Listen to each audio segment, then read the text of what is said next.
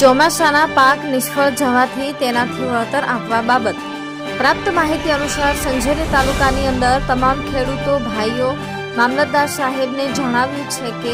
તારીખ 26/8/2024ના રોજ ભારેથી અતિભારે વરસાદના કારણે અમારા સંજેલી તાલુકાના તમામ ખેડૂતોનો પાક નિષ્ફળ ગયેલો હોવાથી સ્થળ ચકાસણી કરીને સર્વે કરી અને અમને સરકાર તરફથી યોગ્ય વળતર આપવા સંજેલી તાલુકાના સર્વે ખેડૂતોનો ભાઈઓ વધતી અને ભીલ પ્રદેશ કિસાન મોરચા દ્વારા મામલતદારને આવેદનપત્ર આપવામાં આવ્યું।